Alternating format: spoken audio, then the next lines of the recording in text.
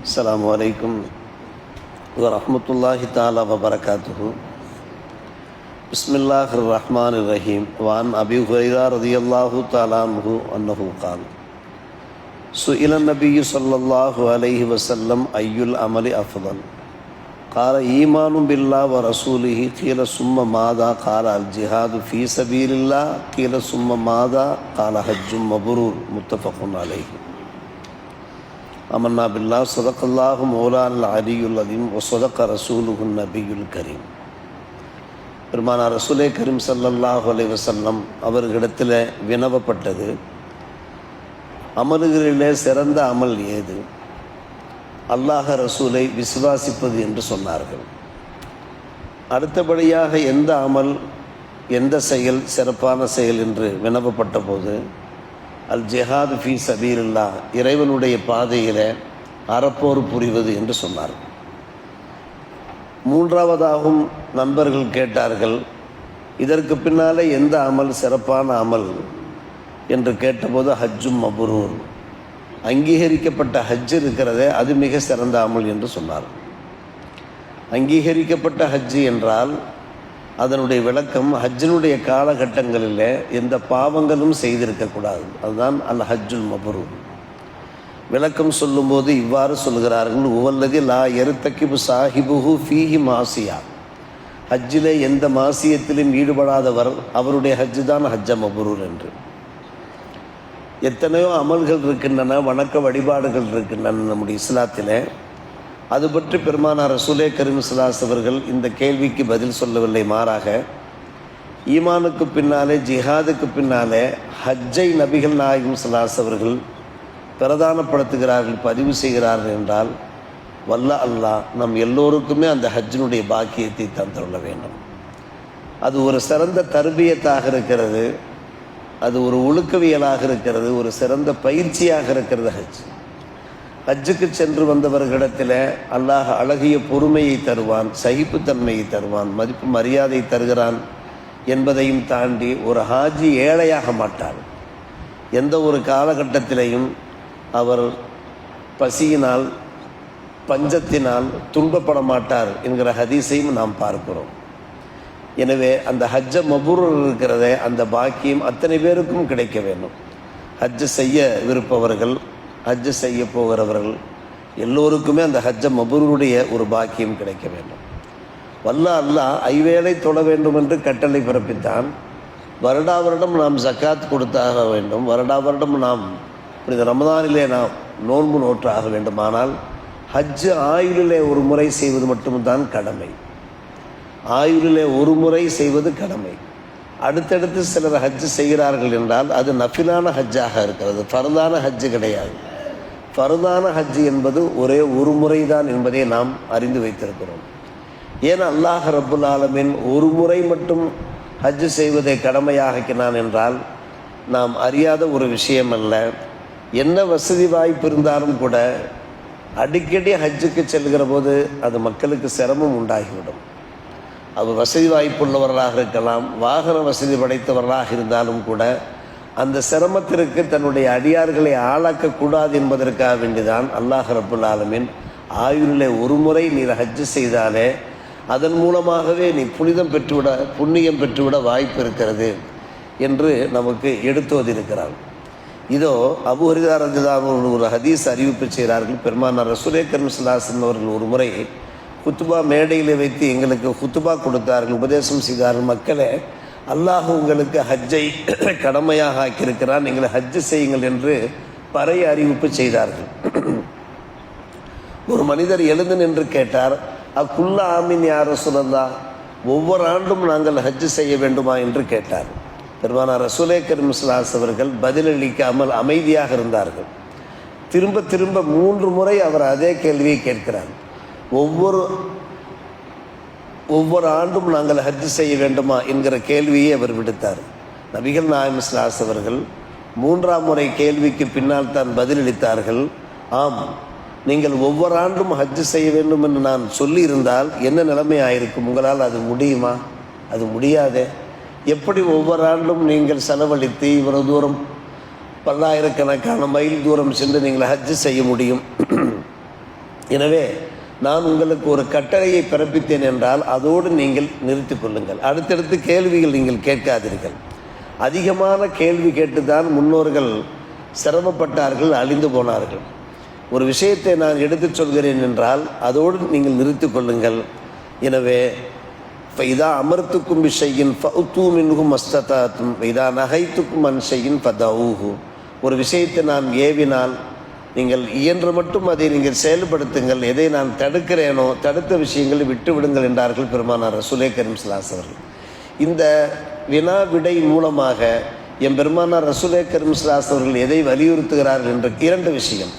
Number 1, ஒவ்வொரு ஆண்டும் ஹஜ்ஜு செய்ய வேண்டிய கடமை கிடையாது. ஐவேளை நாம் தொழுதாக வேண்டும். தினசரி ஐவேளை தொழுதாக வேண்டும். வருடா வருடம் நோன்பு நோற்றாக வேண்டும். வருடா வருடம் நாம் ஜக்காத் கொடுத்தாக வேண்டும். ஆனால் ஹஜ்ஜை பொறுத்தவரை ஆயுள் கடமை தான்.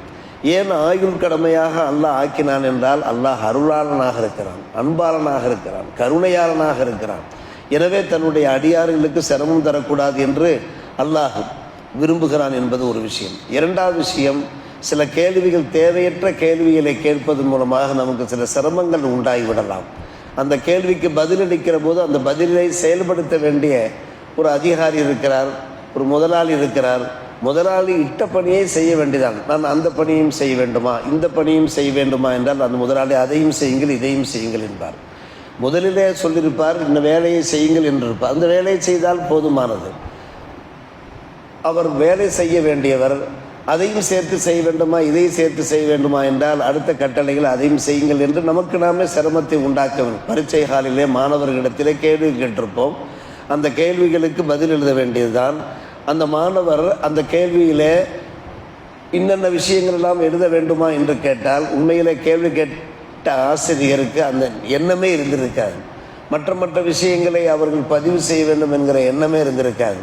ஆனால் இவர் கேள்வி கேட்க ஆமாம் அந்த பதிலையும் எழுதுங்கள் இந்த பதிலையும் எழுதுங்கள் என்று சொல்லும்போது அந்த மாணாக்கர்களுக்கு சிரமம் ஏற்படுவதை பார்க்கும். அதே போலதான் பெருமானார் ரசூலே கரீம் ஸல்லல்லாஹு அலைஹி அவர்கள் அறிவுறுத்துகிறார்கள், அதிகமாக கேள்வியில் கேட்டு நீங்கள் உங்களை சிரமத்தில் ஆளாக்கி கொள்ளாதீர்கள். உங்களுக்கு நான் எதை கட்டளையாக பிறப்பிக்கிறேனோ அதை நீங்கள் செயல்படுத்தினால் போதும் என்கிறார்கள் எம்பெருமானார் ரசூலே கரீம் ஸல்லல்லாஹு அலைஹி வஸல்லம் அவர்கள். ஹஜ்ஜ மப்ரூர் என்பது அது மிகப்பெரிய பாக்கியம். ஹஜ்ஜுக்கு செல்லக்கூடியவர்கள் ஒரு இஹ்லாஸோடு இறையச்சத்தோடு செல்ல வேண்டும்.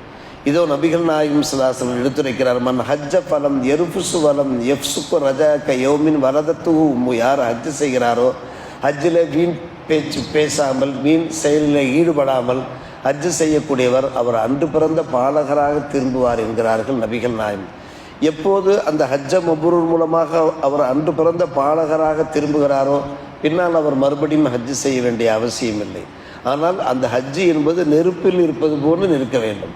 அதாவது மிகவும் கவனமாக எச்சரிக்கையாக இஹ்லாஸோடு அவருடைய சட்டத்திட்டங்களை புரிந்து விளங்கி, அது சிரமமான ஒரு காரியமும் கிடையாது.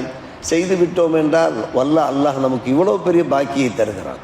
ஹஜ்ஜ மப்ரூருக்கு சொர்க்கம் தவிர வேறு நன்மை இல்லை என்கிறார்கள் நபிகள் நாயகம் ஸல்லல்லாஹு அலைஹி வஸல்லம். இன்னும் சொல்ல போனால் அன்பான பெருமக்களே, பெண்களுக்கு ஹஜ்ஜே ஒரு ஜிஹாத் என்கிறார். ஜிஹாது செய்ய வேண்டிய கடமை ஆண்களுக்கு மட்டுமே உரித்தானது. அதாவது யுத்த களத்தில் களமாட வேண்டியவர்கள் ஆண்கள் மட்டும்தான். பெண்களுக்கு களமாடும்படி, போரிலே அவர்கள் தியாகம் செய்யும்படி, இரத்தம் சிந்தும்படி, உயிர் துறக்கும்படி பெண்களுக்கு கட்டளை பிறப்பிக்கப்படவில்லை. மாறாக ஆண்களுக்கு மட்டுமே. ஆயிஷா ரலியல்லாஹு தஆலா அன்ஹா அவர்கள் பெருமானார் ரசூலே கரீம் ஸல்லல்லாஹு அலைஹி வஸல்லம் அவரிடத்தில் கேட்கிறார்கள், யா ரசூலல்லாஹ், நரல் ஜிஹாத அஃதல் அமல, ஜிஹாது ஒரு மாபெரும் சிறப்பான அமல் என்பதை பார்க்கிறோம். தாங்கள் ஜிஹாதை பற்றி உயர்வாக மகோன்னதமாக சொல்லியிருக்கிறீர்கள். அஃபரான் முஜாஹிது, நாங்கள் ஜிஹாது செய்ய வேண்டாமா, எங்களுக்கு அந்த பாக்கியம் வேண்டாமா என்று நபிகள் நாயகம் அவரிடத்தில் அவருடைய அன்பு துணைவை என்னை ஆயிஷா ரலியல்லாஹு அன்ஹா வினவிய போது நபிகள் நாயகம் நவின்றார்கள், லாக்கின் அஃதுலுல் ஜிஹாதி ஹஜ்ஜு மப்ரூர் என்றார்கள். உங்களுக்கு ஜிஹாது எதுவென்று கேட்டால் ஹஜ்ஜ மப்ரூர் என்று சொல்லிவிட்டார். நீங்கள் ஹஜ்ஜு செய்தாலே போதுமானது, உங்களுக்கு ஜிஹாதுடைய சவாபு கிடைக்கும். எனவே அதற்காக நீங்கள் சிரமம் மேற்கொள்ள வேண்டிய அவசியம் இல்லை என்றார்கள். அது உண்மையிலே ஒரு ஜிஹாது தான். இங்கிருந்து நாம் புறப்பட்டு புனித மக்கா அடைந்து அங்கே நாம் தங்கி அந்த குறிப்பிட்ட நாட்களிலே நாம் உம்ரா மற்றும் தவாப் எல்லாம் செய்து லட்சோப லட்சம் மக்களுக்கு மத்தியிலே நாம் பெரும் முயற்சி எடுத்து தவாப் செய்வது, பின்பு ஹஜ்ஜினுடைய இந்த 5 நாட்கள் இருக்கிறது, அந்த 5 நாட்களுடைய அமல்கள் இருக்கின்றனவே அது மிகவும் துல்லியமாக கவனமாக செய்ய வேண்டும். அது கிட்டத்தட்ட ஜிஹாதாகவே இருக்கிறது. எனவேதான் அதுவே ஒரு ஜிஹாத் என்கிறார்கள் நபிகள். சரி, ஒரு மனிதரால் என்ன செய்ய முடியவில்லை? ஹஜ்ஜு செய்ய முடியவில்லை. ஹஜ்ஜு கடமையான நேரம், ஆனால் ஹஜ்ஜு செய்ய முடியவில்லையா? அவரால் செய்ய முடியாவிட்டாலும் கூட அன்பு சகோதரர்களே, அவருக்கு பின்னால் அவருடைய வாரிசுகள் செய்தார்கள் என்றால் அந்த அளவுக்கு ஹஜ்ஜு முக்கியத்துவம் வாய்ந்ததாக இருக்குது. வாரிசுகள் செய்ய வேண்டும். இப்னு அப்பாஸ் ரலியல்லாஹு அன்ஹு அவர்கள் அறிவிப்பு செய்கிறார்கள், ஒரு பெண்மணி பெருமானார் ரசூலே கரீம் ஸல்லல்லாஹு அலைஹி வஸல்லம் வந்து கேட்கிறார், யா ரசூலல்லாஹ், இன்ன ஃபரீலத்தல்லாஹி அலா இபாதிஹி ஃபில் ஹஜ் அதரக்கத் அபி ஷைഖன் கபீரா லா யஸ்புத் அலா ராஹிலா அஹுஜ்ஜு அன்ஹு என்று கேட்டார்கள். அல்லாஹுடைய கடமை ஹஜ்ஜு, என்னுடைய தந்தையை அந்த கடமை எப்போது வந்து அடைந்திருக்கிறது என்றால் அவர் ஷேഖ கபீராக ஆகிவிட்டார், முதுமையை அடைந்து விட்டார். அவரால் ஹஜ்ஜுக்கு செல்ல முடியாது, வாகனத்தில் ஏறி அமரக்கூட முடியாது, மிகவும் சிரமமாக இருக்கும் அவருக்கு. எனவே அவர் சார்பில் நான் ஹஜ்ஜு செய்யலாமா என்று கேட்டார்கள்.